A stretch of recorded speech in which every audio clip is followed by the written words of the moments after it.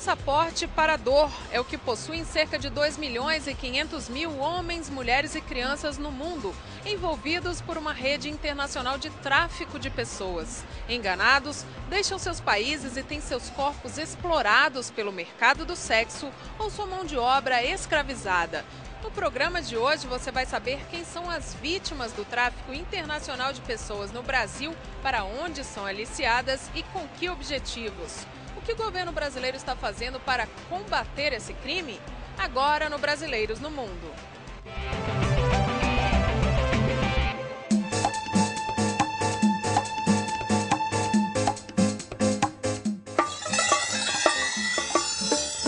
Fui vendida para a Holanda, depois para a Alemanha, Bélgica, Portugal e Suriname. Essa rede que quer enriquecer com a carne, com o uso, a venda da carne humana.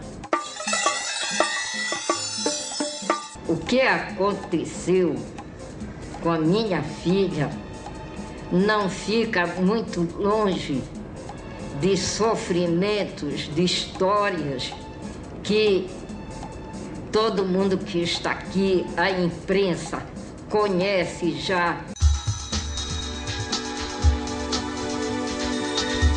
O tráfico internacional de seres humanos se configura quando uma pessoa é convencida a migrar para outro país com a ilusão de melhores condições de trabalho e vida.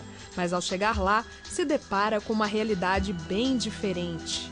Quando a pessoa chega ao seu destino e passa a ser explorada com retenção de passaporte, criação de uma dívida com relação à passagem, alimentação e tudo, que ela se vê numa situação de exploração, é isso que caracteriza o tráfico de pessoas.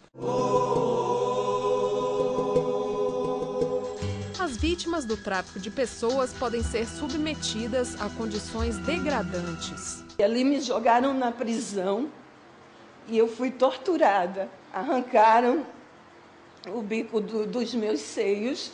32 bilhões de dólares ao ano é o que rende o tráfico de pessoas, segundo o crime mais lucrativo no mundo, atrás apenas do tráfico internacional de drogas. A exploração sexual responde pela maior parte dos lucros.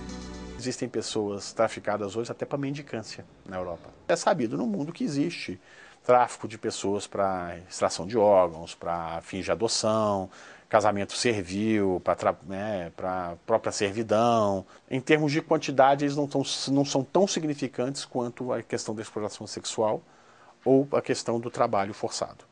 O Brasil é país de origem, trânsito e também destino de tráfico de pessoas. Mais de 140 rotas já foram identificadas no país. 80% das vítimas brasileiras servem à exploração sexual no exterior. São especialmente mulheres e crianças levadas principalmente para Portugal, Espanha e Suíça. Entre 15 a 25 anos, geralmente possuem um perfil socioeconômico baixo. Os estados de onde saem mais vítimas são Goiás e Pará. Mas a questão preocupa todas as regiões, inclusive o Nordeste e a Amazônia. Tem uma forte ligação com a Amazônia Caribenha, que é a região do Amazonas, que é Peru, Colômbia, Venezuela. São meninas, né, que são aliciadas até e elas vão na rota, sai de Recife para a Espanha.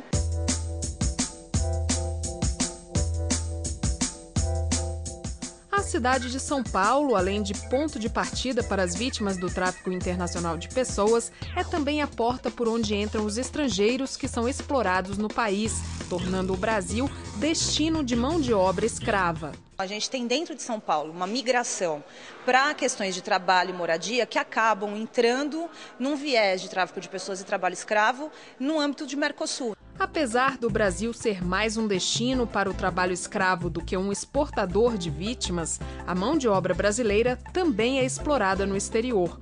Uma rota recém-descoberta envolve até países árabes. Estamos falando agora de países árabes, de uma parte baixa da Ásia, né, e do Oriente Médio em algumas medidas, que estão explorando, por exemplo,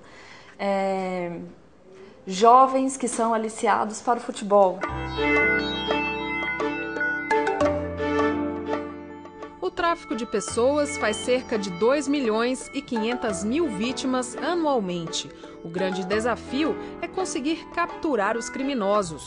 No ano 2000, as Nações Unidas adotaram a Convenção de Palermo, documento que orienta os países no combate ao crime organizado transnacional, o que inclui o tráfico internacional de pessoas. O Brasil só aderiu à convenção em 2004. 14 anos que é feito o levantamento, de 14 anos para cá, são apenas 826 processos, né? Eu acho que isso é dados até 2010. Devemos estar na casa dos 900, 950 hoje. E temos 36 pessoas apenas condenadas por tráfico de pessoas internacional, de pessoas no Brasil. Atualmente, a pena para quem pratica o crime varia de 3 a 8 anos de reclusão, podendo ser dobrada se houver violência, ameaça ou fraude. A Secretaria Nacional de Justiça, ligada ao Ministério da Justiça, é uma das coordenadoras da Política Nacional de Enfrentamento ao Tráfico de Pessoas, construída desde 2006. Outros ministérios, governos estaduais e sociedade civil também participam da implantação dessa política. No exterior, é o Ministério das Relações Exteriores, através dos consulados, quem atende as vítimas. O Poder Legislativo, por sua vez, também está mobilizado e criou uma comissão parlamentar de inquérito no Senado e outra na Câmara contra o tráfico de pessoas. Para que nós possamos também contribuir com a elucidação desses fatos junto às autoridades brasileiras e propor mudanças na legislação que possam também ajudar para com que os nossos organismos policiais atuem de forma mais rápida e eficiente.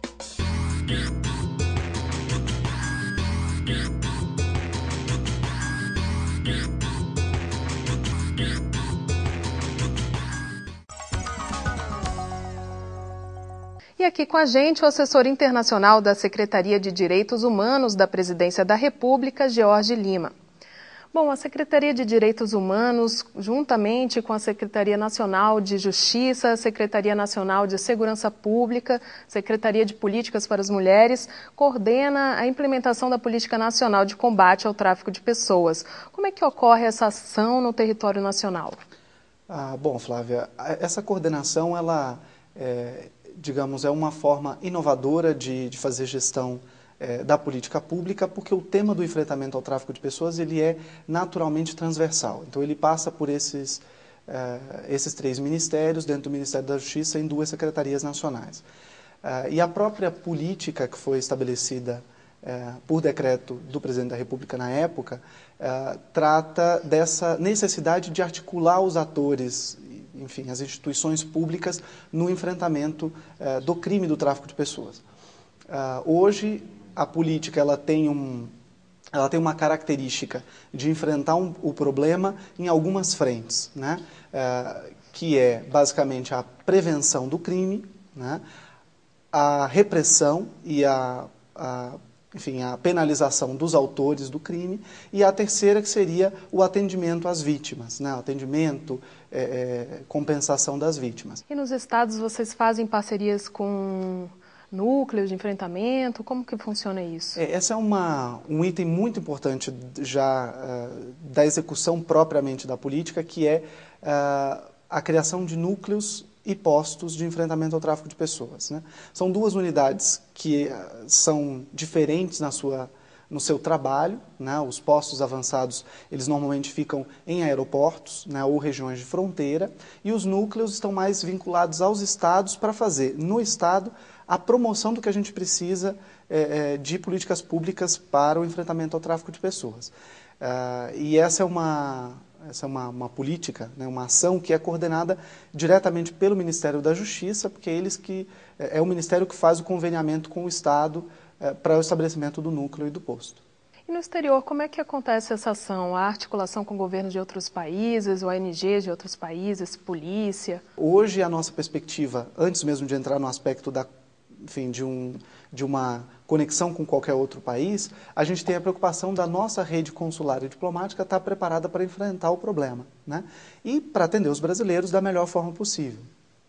Mas, além disso, de melhorar a rede consular, nós temos a preocupação de se estabelecer cooperação com os países que são receptores dos brasileiros que são traficados. Um exemplo que eu gostaria de citar recentemente nós fizemos uma missão para Bruxelas, para uma negociação com a União Europeia, para tratar justamente de todos os aspectos que estão aí relacionados na relação Brasil-União Europeia no enfrentamento ao tráfico de pessoas. Por que o número de condenações desses criminosos ainda é pequeno quando comparado ao número de traficantes que são levados à justiça e ao número de vítimas? Hoje, no Congresso, nós temos uma CPI que está em fase de apresentação de relatório no Senado Federal e uma que foi instalada há 2 semanas, agora nas primeiras semanas de abril, na Câmara dos Deputados. Então, ambas as CPIs, um dos produtos que elas irão apresentar no final, né, nas suas conclusões, é justamente alterações legislativas. Então, o governo federal pretende contribuir com esse processo de debate. Além disso, foram criadas também nas 2 casas comissões de juristas especificamente para trabalhar temas afeitos a mudanças penais, né? Então, a gente tem no Senado uma comissão que está tratando sobre o Código Penal especificamente e uma na Câmara que também está afeita ao tema do tráfico. Ambas vão receber contribuições do governo federal para melhor tipificar o crime. Agora, além de tudo isso que eu coloquei, é importante citar que nesse processo de debate que nós fizemos com esses ministérios, envolvendo juristas, defensores públicos, promotores, nós chegamos a um consenso de que é necessário que no Brasil, primeiro, nós tenhamos uma tipificação melhor do crime, isso basicamente no Código Penal, mas que nós tenhamos também um avanço no debate de uma lei geral sobre o tráfico de pessoas. Porque essa lei geral ela vai prever não só os aspectos processuais penais, mas também os aspectos civis e administrativos que envolvem a compensação das vítimas, né, a apreensão de bens frutos do crime de tráfico de pessoas, né, que são questões muito importantes que hoje a legislação não trata. E um terceiro ponto que é a importância de uma nova lei de migrações que olhe o migrante sob uma perspectiva de direitos humanos e não apenas como alguém que sai de um país e vem para outro para migrar. A gente volta a falar deste assunto logo depois do intervalo.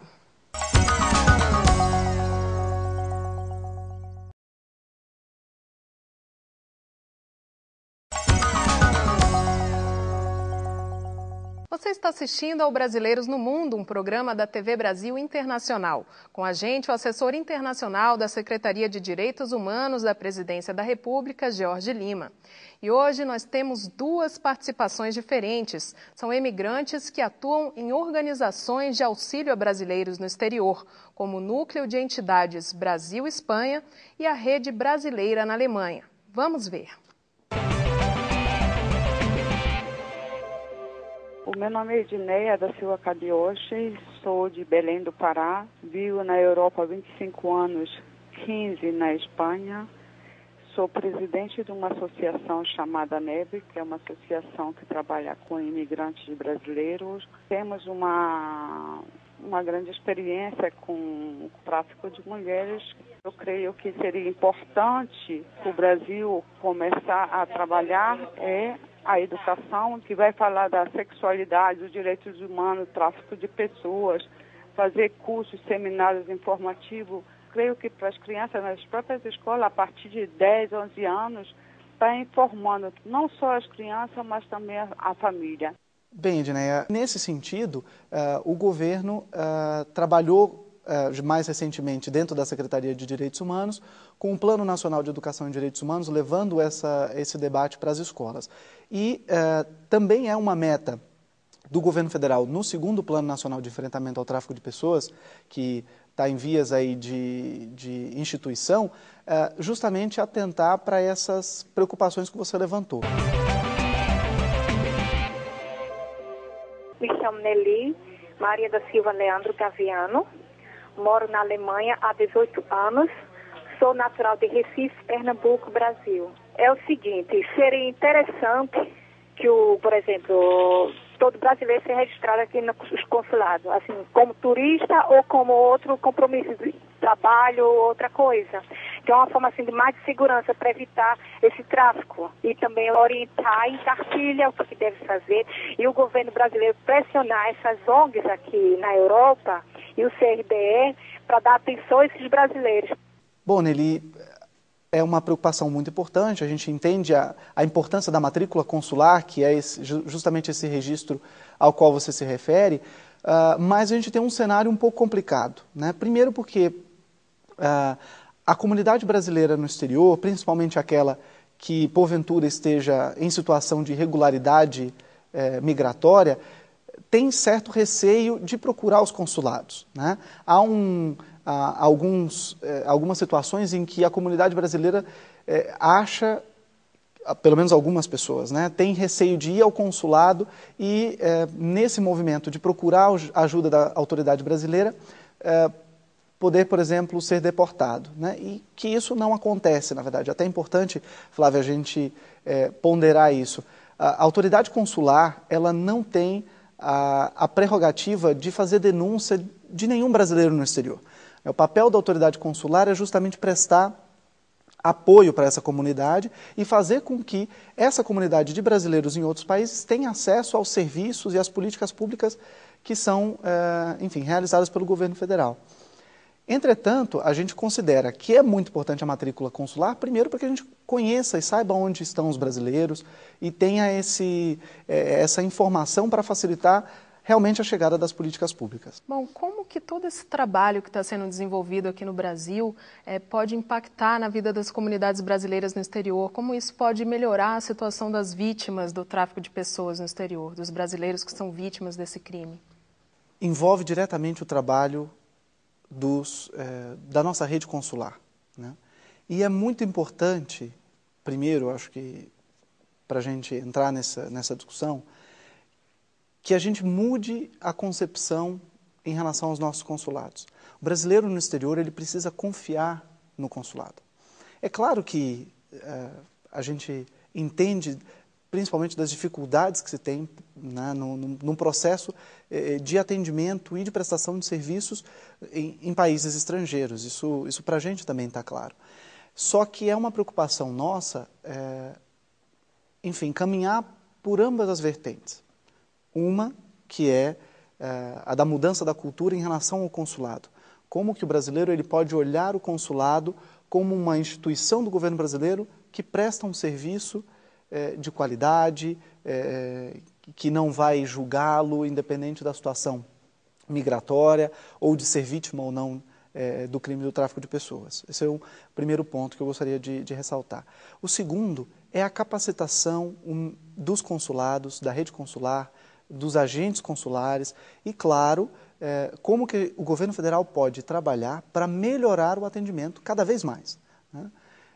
Nós precisamos consolidar isso para que a mudança de cultura caminhe para um ponto em comum, ou seja, a gente muda a cultura e melhora o serviço, nós vamos ter uma comunidade no exterior muito mais próxima do governo federal e com muito mais acesso aos serviços que o governo pode oferecer, né? Agora, tem um outro cenário que a gente precisa considerar, que é da participação dos brasileiros que estão no exterior, nos debates e nas discussões no âmbito nacional.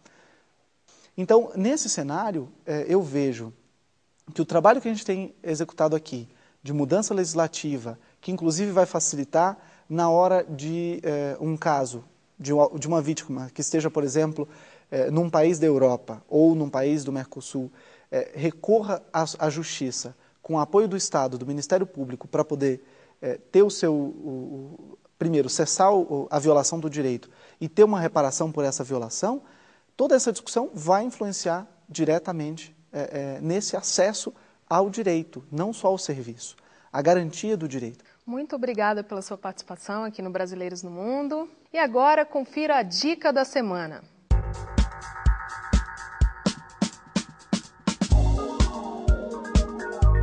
Se você mora no exterior, tem conhecimento, ou foi vítima de tráfico de pessoa, denuncie. a denúncia pode ser feita nos consulados brasileiros. Nos países onde a situação se revelou mais grave, há linhas especiais. Espanha, ligue 900 990 055. Portugal, 800 800 550.